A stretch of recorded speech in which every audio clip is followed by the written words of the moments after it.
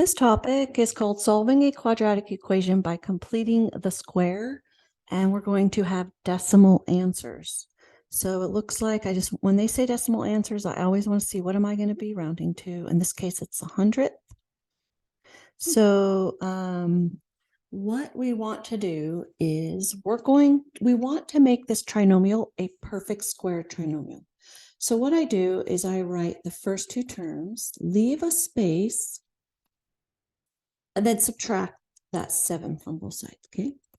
So what you do is you take half of that middle number. So you take half of -6, which is a -3, and you square it, and you get a +9.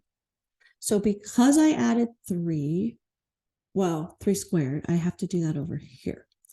So when you have your perfect square trinomial, it's equal to the square root of x squared, which is x.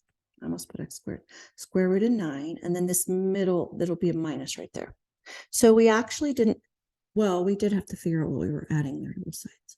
So 9 minus 7 is 2. So our first answer will be the second one because we need to minus 3. And then we're going to have a 2 on this side. Okay, so that's the first one. And now we want to find the solution.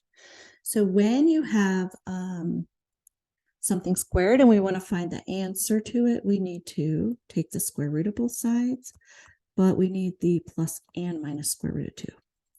So when you take the square root of something squared, it's just what it was that you were squaring. And then we're going to add 3 to both sides. So x is equal to 3 plus the square root of 2, and x is equal to 3 minus square root of 2.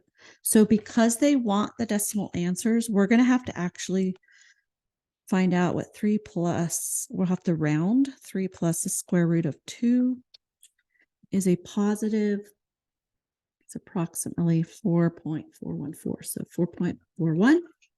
And then 3 minus the square root of 2 is a 1.585, so 1.59, and we'll type those in as our solutions, rounded. 4.41 and 1.59. And let's do some more. So when we complete the square, we're going to have to subtract 1 because, let me show you real quick. So we write it without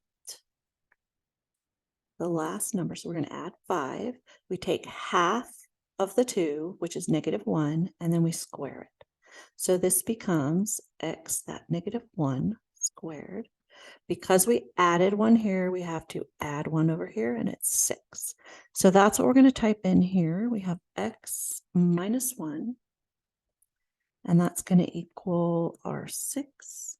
And when we take the square root of both sides, we want plus or minus root 6. So we have x minus 1 is equal to plus or minus root 6. We'll add 1 to both sides. So x equals 1 plus square root of 6 and 1 minus square root of 6. And what that is really quick. 3.449, so 3.45. And then 1 minus the square root of 6 is a negative 1.449, which is a negative 1.45. So we'll type that in down here, 3.45. And these are approximate answers, not exact answers.